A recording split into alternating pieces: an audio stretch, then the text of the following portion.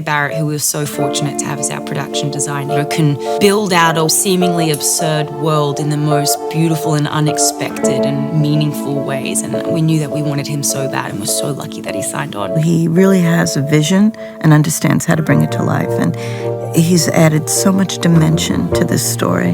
The world that KK's created is just something fun and exciting. He gave it this timeless quality, this left-of-center quality that we haven't ever seen in DC movies. He doesn't read a script and just look at production design. He thinks about the script, the characters, the world. It's very creative, it's very collaborative, it's thinking outside the box. You can tell that he's got that filmmaker mind because it's not what you'd expect to see. It's just taking the themes to a whole nother level.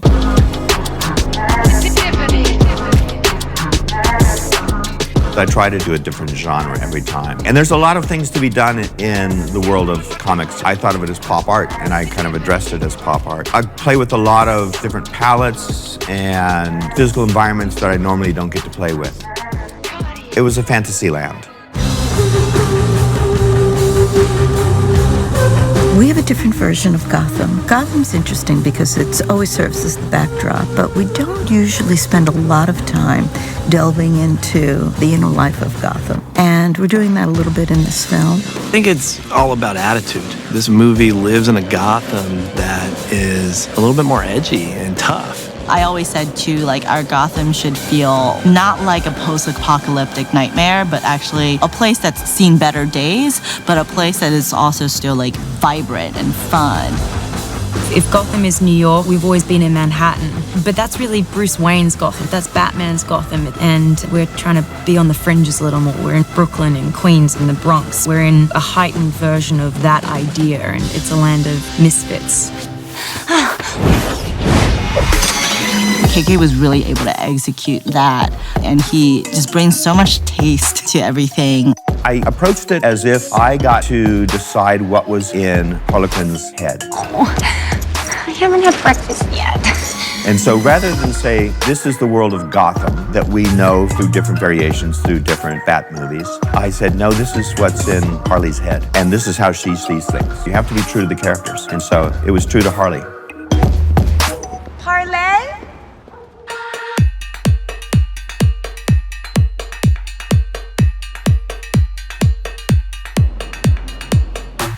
The fun house? I mean, when I walked on the soundstage and saw that this is where we were going to do this epic battle, my jaw just dropped open.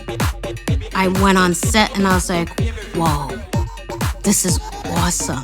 It's incredible. The sets are so colorful and surreal and just absolute works of art. This isn't just like a movie set. This is something that feels sort of iconic and totally unusual and totally unlike anything I've seen in a movie before. The fun house originally was in a hotel, and then we moved it to a fun house, and now we get to do the craziest things. And we really are paying homage to a lot of the filmmakers and films that we both love together. We wanted something bright, irreverent, and dirty, kind of an abused pop aesthetic. The fun house. I remember Christina and I actually, when we used to write it all up on the whiteboard, we called that the cocktail shaker. It's just when everything gets thrown together and just shook up. It's just an explosion of color. It's really amazing.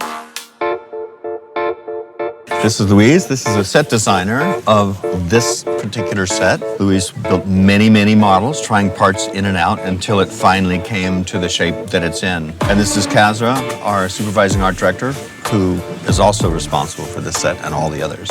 It was great because Luis's model tables are in the middle of the art department. We were all working on all the other things that we had to do, but everyone would walk by and have a conversation about it constantly. It was the most interesting thing, and it was kind of the epicenter of the art department, so I feel like there was a lot of input and a lot of oohs and ahs from other people in the film as well. She's been really encouraging. I mean, really open-minded. This set was originally a hotel and a lobby and a staircase, and so she'd just come down to our room, and every time she'd look at the model, she's like enjoying it so much and dragging Margot down and everybody else and saying like, this is your fun house.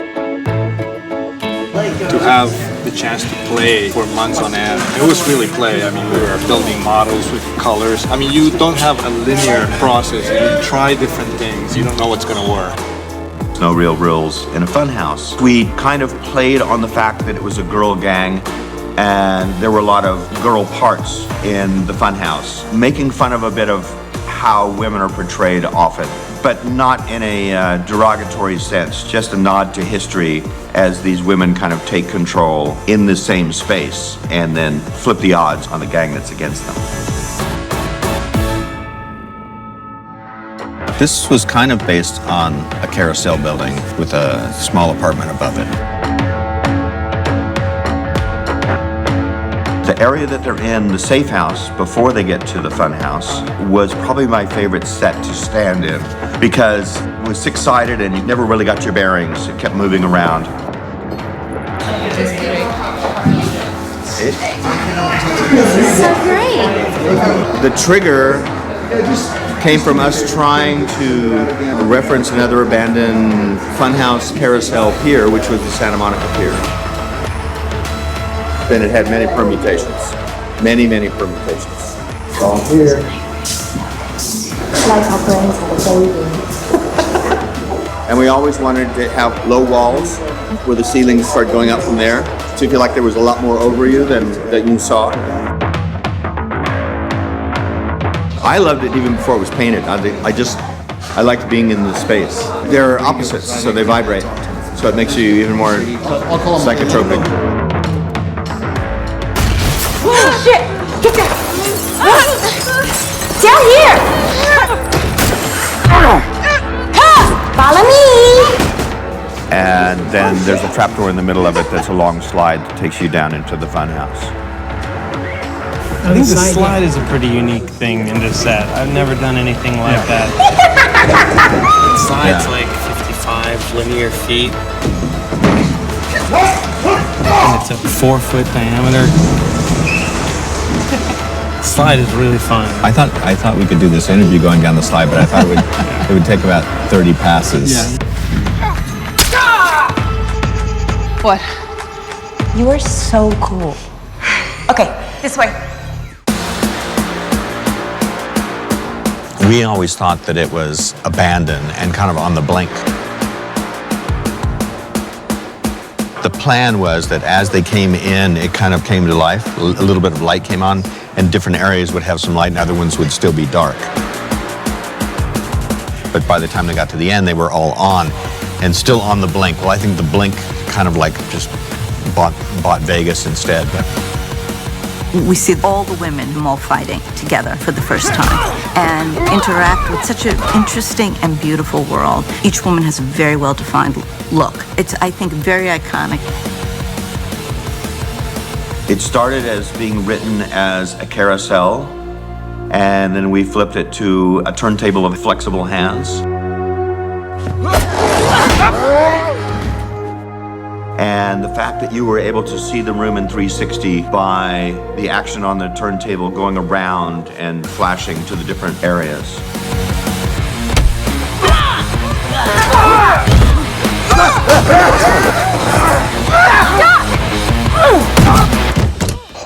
Anyone else hungry? We had this plan to build this on the Santa Monica Pier. And we were going to build it against the carousel building. And then we realized how impractical the limitations were, and we just took the whole idea and moved it, and realized that we were being slavish to the building and its architecture, and this freed us up that we didn't have to include any of that architecture. The head and hands were carved flat in a warehouse during the rainy season out of white bead foam and from a grid. So they're built out of blocks, and each block had an assignment of where it belonged in the grid. And then like the Egyptians, they came here and they stacked all the boxes up. It came out perfect. They were never able to put it together until we brought it here. And it was all carved by hand. Painted here, plastered here, patched up here. It took about a week. The funhouse is insane. They've just gone to town. That is like bigger and wilder and weirder than I'd ever dreamed. Any gag that you wanted to pull off, you didn't have justification for it. In a funhouse, you can do whatever you want.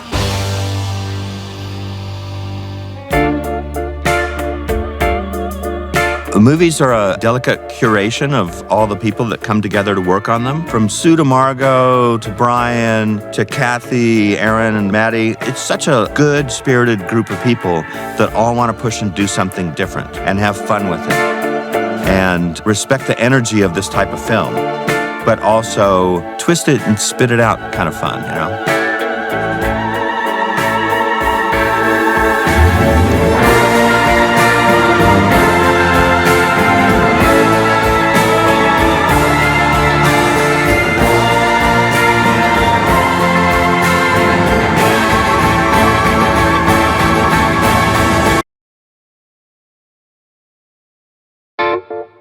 Harley, she never really left me. She was kind of always there.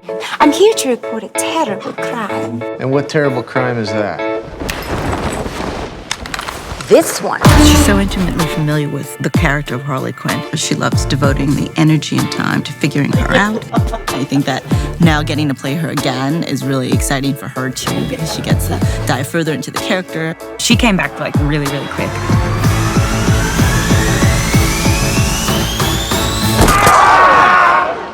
She was like ready to go.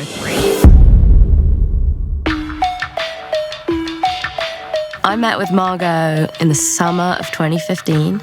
It was a morning meeting on like a Wednesday. And when they were like, can we get your tea or a coffee? We both were like, yeah, are you gonna, yeah, I could have like a mimosa or something. And I was just like, I love this chick. She's not really like cookie cutter playing by the rules.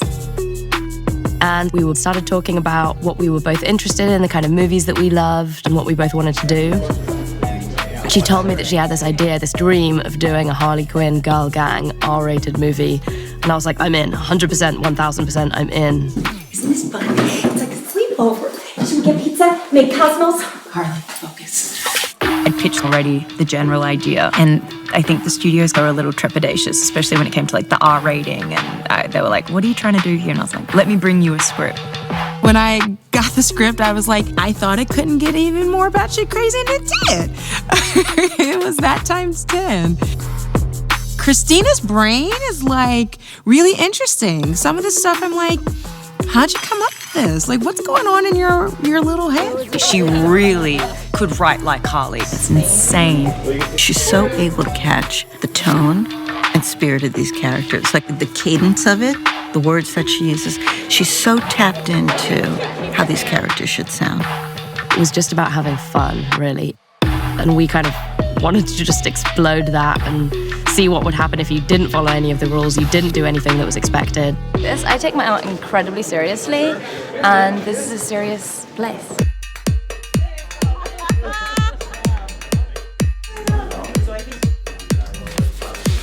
You know, it was the desire for us to entertain the idea of a younger filmmaker, somebody who could bring a very unique point of view to this world. We met first, and I didn't think I could do this movie. I mean, I had just finished my first feature. I was just starting to get into the system and figure out what I wanted to do next, and then I read this script, and it was like, love it first read. It felt really right when Kathy came in. She understood the story, the characters. She had so many additional thoughts. She can seamlessly work within a very artistic realm, and she can follow her heart, and she can hold her own, and yet she also is able to be very focused and organized and structured about executing on that vision. Hold up. I'm telling this all wrong. Let's rewind. I love the tone of our movie. The challenge as a director to get right, because you can veer into just pure comedy, but I want the movie to have heart and soul and a real arc for all of these women. It's a story about a group of women coming together through all the zany craziness to help one another. I think so often women in movies are perceived as being like competitive relationships rather than friendships and collaborations. And we kind of wanted to see what it would be like to have a movie about our friends. Those, late nights at 4 a.m, after a night out, eating tacos. Morning margaritas. I got you. You drink, right, kid? Yeah. Danger. There was more women in front and behind the camera, for sure, than any movie I'd worked on. Telling a story about a girl gang, it's always helpful to have a female perspective. It's a lot of really talented, smart, completely unique individual women. It's cool to just look around and have a combination of all these women, but also seeing all the men that have really supported this film. We really wanted Maddie Livertique to shoot it because A, he's incredible, but I think Maddie is unique in the fact that he adapts his style for the filmmaker that he's working with and for the story that he's telling. He and I just immediately got along. I think we have very similar aesthetic taste. He was just brilliant at providing this color and energy and kind of visceral experience that we wanted people to have. I think together we were able to take some pretty big risks in the way we shot the movie. You're ready, ladies.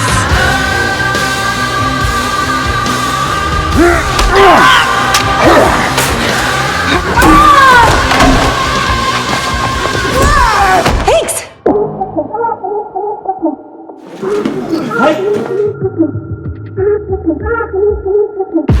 Action is super fun. It's grounded. All the women have different styles, and I wanted to keep it there.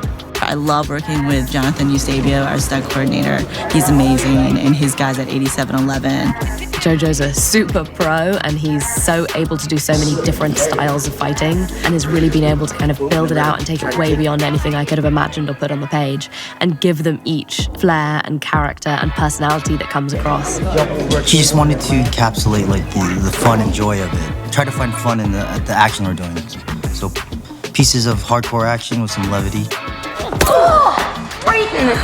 Renee is much more like tough and from the streets. She's a boxer. Canary is mostly leg work, so she's doing a lot of like roundhouse kicks and Muay Thai. We want to make her agile but keep her kind of grounded. So maybe they use their arms mostly for defense and their offense is all kicks. Huntress is just like a precise precision like killing machine. We taught a little bit of judo, a little bit of jiu-jitsu, a little bit of karate. What? You are so cool. Harley is very whimsical. She uses her gymnastics. Harley's kind of everywhere, so her style is kind of based off just being unpredictable. It's fun to see these 4 different fighting styles come together. I've had to do a lot of fighting and stunt work, and it's just really beyond anything I've done before in any other film. So that's been really fun and really like empowering to feel like I can accomplish some of those things. My body has definitely transformed and taken a little bit of a beating. Those stuntmen, they were fantastic and they were so supportive. I remember JoJo and JB go, hit him. And I go, what?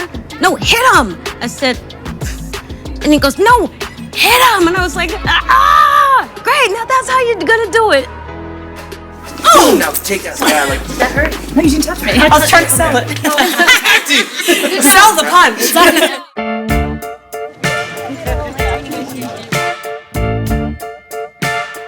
Kathy is so amazing, and same for Margot. She's been so involved. For an actor to have such a creative presence in the filmmaking process has been really inspiring for me to watch. This whole thing really was born out of her desire. All right, gonna bring it. She has been, since day one, kind of the beating heart of this project that brought us all together. This movie owes so much to Margot. This has been a very personal journey for her, I think. It's been many, many years in the making, so I feel very honored to be a part of that. I feel like there was just so much I still wanted to explore the first time round. Just so wasn't done. So I'm really happy I got the opportunity now. That felt pretty great.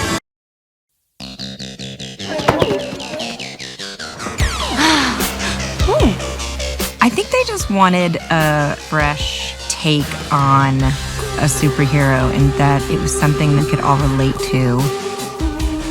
Erin is just so innately cool. She's got the finger on the pulse of all things in fashion. And it's been really fun being able to say like, yeah, that's a great costume that is coming from a purely female perspective. There's no male gaze, and it just feels different, you know, and we're making clothes that women want to wear.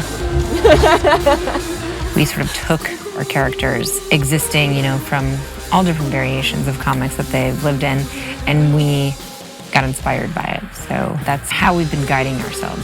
I had a lot of specific ideas, but they didn't really fit together. I was like, I love this costume here and I love this idea here, and she's so smart. She could find a way to weave it all in. The costumes are so fun and badass and take this genre to a new place for me, particularly the way that we've seen women in these kind of movies. There are no catsuits, no onesies, no spandex. We tried to avoid doing egregious bustier moments. We tried to create clothing that we would all want to wear and feel really good in.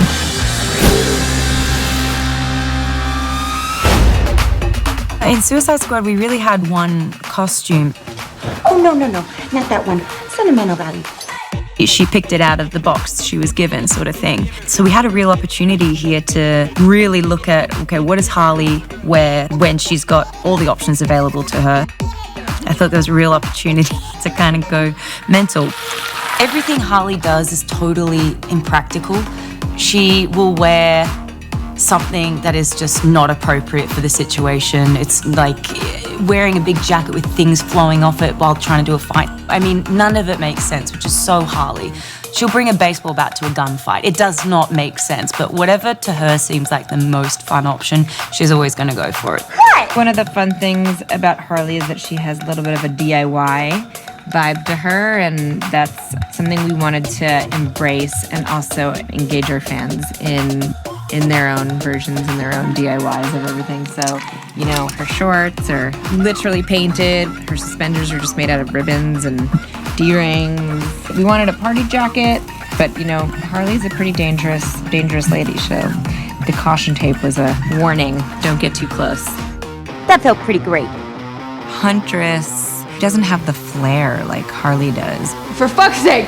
Oh. We were looking at what can she move in? What's going to be useful to her in terms of tactical ability? You know, what can she actually keep weapons in? Can she roll? Can she stretch? Can she kick? Can she do all these things? And what's not going to get in the way of that? So the idea was that whatever she wore was functional towards that mission. Everything was utilitarian, and yet you could find it. You know, she's in a lot of tracksuit type gear. And the idea being she kind of has a one-track mind. We incorporated her purple and black as her hero colors. She oftentimes has a cross on her comic book characters, and so we incorporated that as well.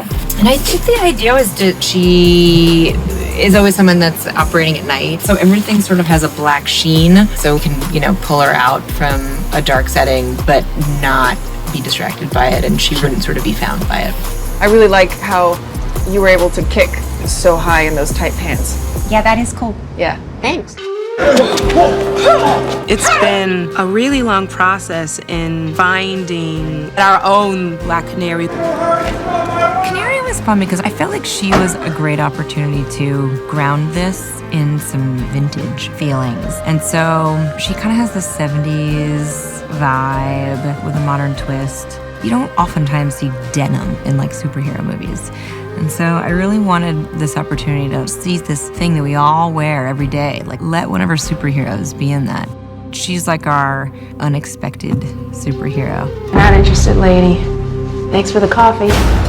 Renee's that person you don't want to like push her over the edge of reality in any way. You want to ground her and feeling like she's a badass cop. And Miss Montoya, we do have a dress code. I shaved my balls for this. Oh my God. When I saw it in the wardrobe fitting, I just couldn't stop laughing. And Erin, the costume designer, she went, yep, that's it. There was Get Your Pants Out. There was I Pee in Pools, which didn't really have any connection to our movie, but we all just made us laugh. Yeah, I think the I shaved my balls for this was just the most like offensive to her character. And I loved it because it just so contradicts everything Renee Montoya is about. And that's the only thing she has to wear, and walking through the police department with it and all the men around. It's hilarious. Are you fucking kidding me? Our 12-year-old hero. She was tricky actually for us because we wanted to make her feel real with her story. And we also wanted to like make her look really cute and kind of innocent. So there was this kind of push and pull of hard and soft.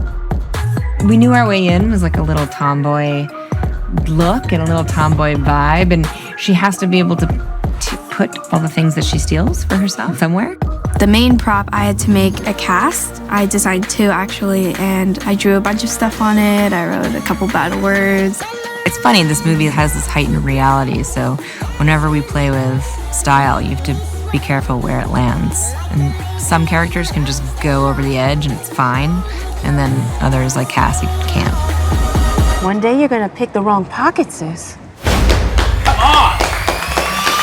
This is probably the most flamboyant costumes I've ever worn, but this is flamboyant in a more today's sort of fashion. Okay. I'll go get changed. We played with ego with him. We used that part of his character to infiltrate everything. You know, if you lift open the inside of his suit jacket, it's his initials. His shoes have his initials. His gloves have his initials. His pajamas have a portrait of himself in a repeat pattern. We took that character trait and ran with it. I mean, this is a pretty loud fucking shit show of a message. I think we were able to create a unique look for the movie and pay homage to the comics, but also make it feel relevant for what women want to see. It's been challenging, and we've created something that has high energy and joy, even amidst its sort of apocalyptic, doomed, larger situation. Aren't you glad you wore that? Sexy and bulletproof.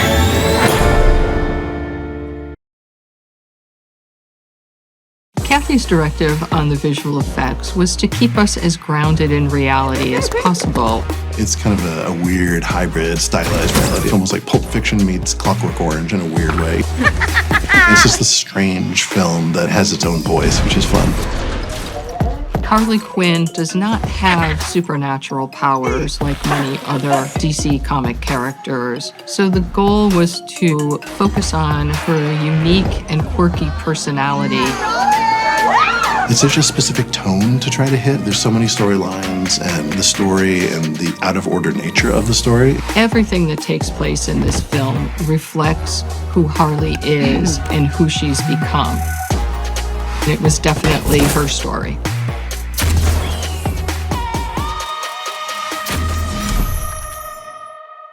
Oh shit, is that a hyena in a bathtub? I named him Bruce after that hunky Wayne guy.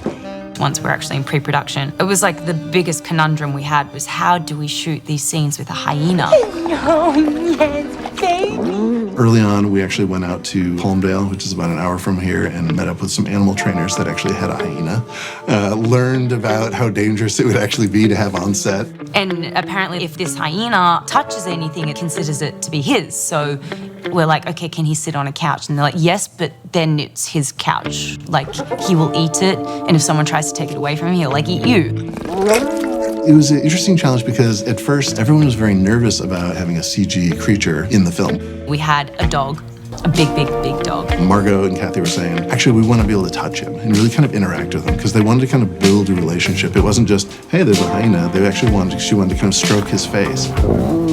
Once the shots were selected that would have Bruce in them, those plates were turned over to Weta, and Weta would begin by tracking in the CG model that they would have already created so that his movements matched the movements of our stand-in German Shepherd. That was really important for us to get the performance from the real animal. I did a lot of like miming, acting, like, hello, Bruce. Hello. But for a lot of it, I actually had a dog to interact with, which was great. Birds of Prey focuses on an area of Gotham that is a little more seedy and far less stylized than other superhero films. You know, KK, at the beginning, he had brought out a mood board that kind of showed the different feelings of the film. Dirty alleys and very specific costume designs and haircuts and things like that. It really kind of set the tone for it. So that was something that was very specific to the way Kathy wanted to do it. Ace chemical sequence was basically where Harley and Joker formed her personality when she fell into the giant vat of acid. So it was very symbolic, and it was a nice little kind of way to start the movie with a bang, so to speak. I have the best idea. For the visual effects team, as we developed the Ace chemical sequence, we went through many, many reference photos of chemical plants and refineries all throughout the world. There's a bunch of different kind of like oil factories and things like that here in Los Angeles that we went and we took a lot of photographs to kind of get all the details. We also referenced images of crazy explosions and powdery type fireworks so that we could take elements of all of those references and build them into this one shot showcasing Harley's grand statement to Gotham. It's, you know, just a huge explosion, bigger than you've ever seen. Anyone else hungry? I know a great taco spot. I love tacos. Really? For the Canary Cry sequence, we actually did quite a bit of research looking into both comic book frames and looking through some of the TV work and other film work that's been done. The Canary Cry was, it kind of went through some interesting evolution in terms of what it was going to be in the film. It was originally going to be a much more sonic thing, where it was just kind of sound and we didn't see anything. But, you know, as we were putting things together, everyone was kind of feeling they just wanted to see a little something. It's the supersonic cry and the waves, but the physicality, the strength that's housed inside of her body was something that I wanted to incorporate into the Canary Cry. Again, our friends at Weta stepped up to execute the work on these shots, utilizing some of the stunt elements that had been shot on set. It ended up getting much more tangible in post, you know, just to really kind of sell it and really kind of hit it hard. There was a suspension of time and imagery as it kind of initially was blowing back, and everyone kind of felt they wanted more of a visceral punch, more of a violence. Like when it first comes out, these waves actually pancake the soldier guys, the mercenaries, and actually knock their weapons out of their hands, refracting the air and creating this pathway for Harley to kind of escape out of the funhouse. And chase after the Rolls Royce.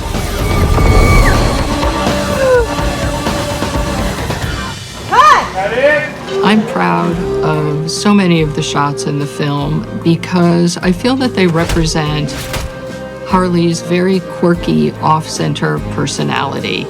Margot was great. She was always involved. She would even come making sure things are going well, however she could help. Her and Kathy obviously worked together collaboratively on this, but you know, based on the way we were shooting this, we always wanted everything grounded in reality. Everything just kind of came together, which was great. It created a lot of exploration in the edit, so yeah, it was really fun.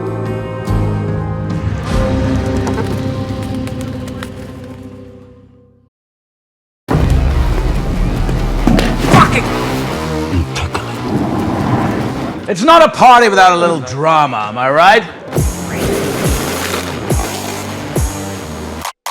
Roman Sionis is a really fun character, and Kathy Yan and I have had a blast kind of taking what was there in the comics and then building it out into something new and fleshing him out and taking a slightly different spin on him.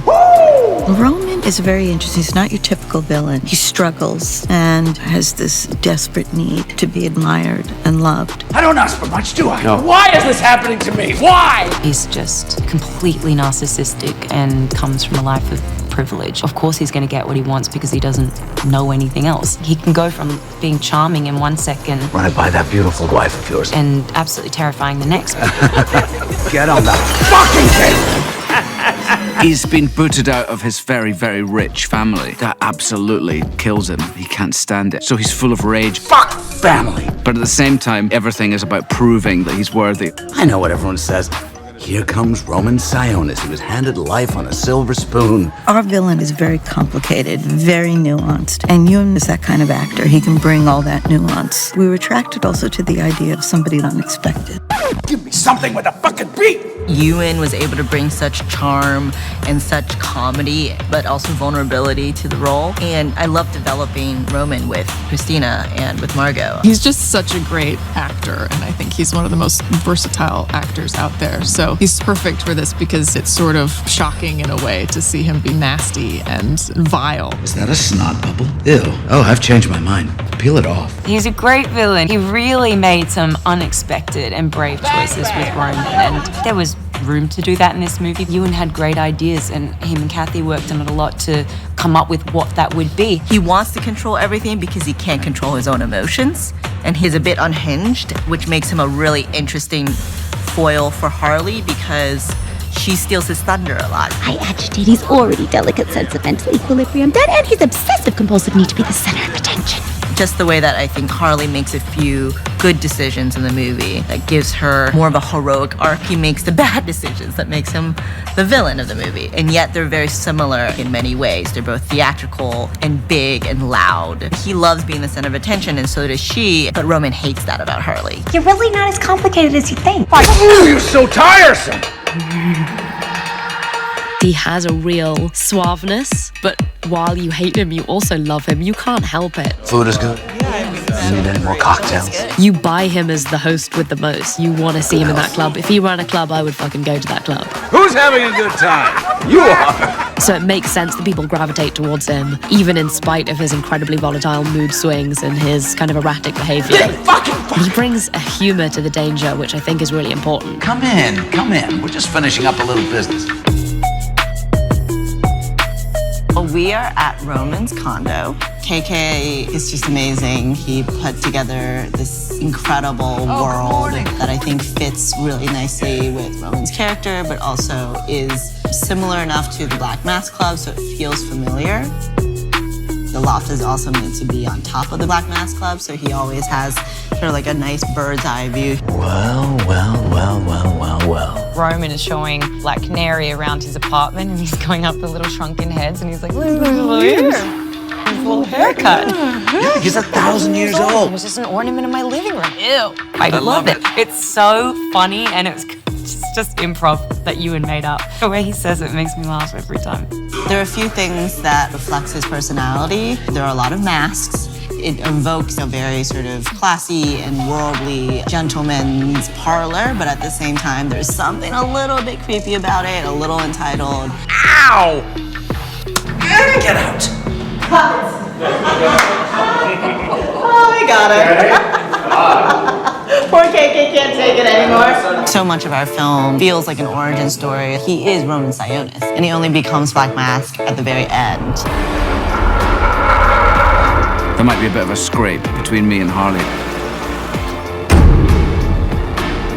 They have to stop him at the end. Bad guys, just outside. He is the bad guy, and they want him to get his comeuppance.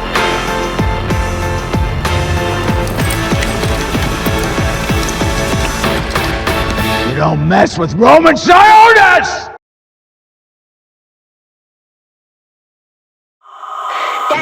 Danger. In the New 52 comic, there's a roller derby fight club sort of situation. I love that comic. I just kept saying, we have to have roller derby. We have to have roller derby. I can't think of a better fit for roller derby in an alternate universe.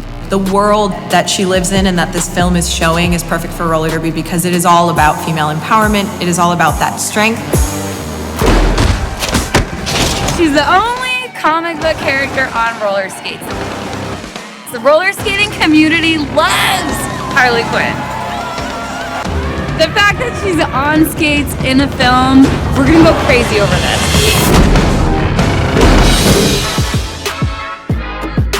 For the derby scene, all of the skaters that are going to be in it are real roller derby skaters. Everybody on the track knows exactly what they're doing, and that'll also provide for a very cool looking environment because it's completely natural. Everybody lives on their skates. People who come from totally different career paths and backgrounds that my life would have never intersected with them without this sport. So it's a pretty special place. Those girls are so rad. Even when you're a newcomer like me, they make you feel so welcome. The sense of community and loyalty and friendship is so strong. I mean, they're tough as hell. They dive headfirst into fights. They're insane. We are introduced to her skating as a very aggressive roller derby player. That aggression has to carry throughout the film and into the other action scenes that feature the roller skating. So there is absolutely an element of who Harley is in how Margot has to learn to skate. My skating was, I hope it was good. I definitely underestimated how hard it would be because I thought, oh, I've done I, Tonya, I've done a lot of ice skating. Just throw some wheels on it, it'll be the same thing. It definitely wasn't as painful as ice skating, I have to say. We were fortunate enough to work with Rachel Rotten because, of course, everyone's got roller derby names. It's really about getting her as comfortable on wheels as she was on ice. Today we really worked on Margot being able to stop on a dime. We worked on some whips. which is a transfer of energy where somebody essentially throws a skater using your arms. With me! Okay. It's scary at first because you pick up so much speed when you're taking that energy transfer.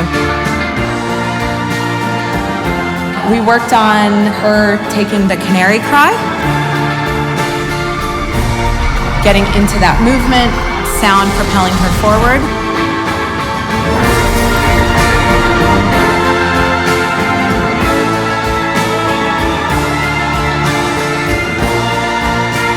So we got a lot of fun work done today. Made her hit me a little bit. It's fun.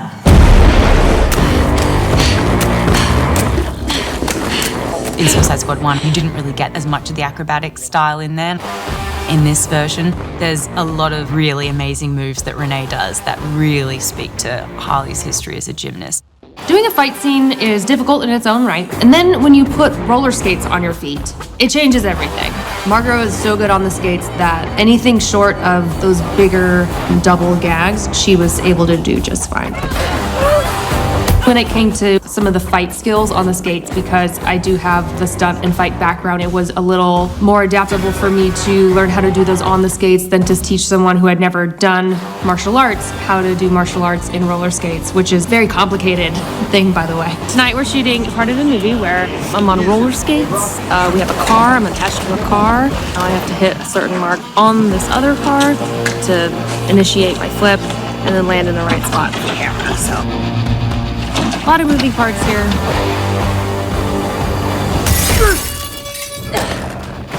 It's a lot of fun. That's what you're getting. It's unpredictable and it's out of order and it's messy and funny and it's dangerous and it's violent and it's absurd. It's a wild ride. It's a bit of everything.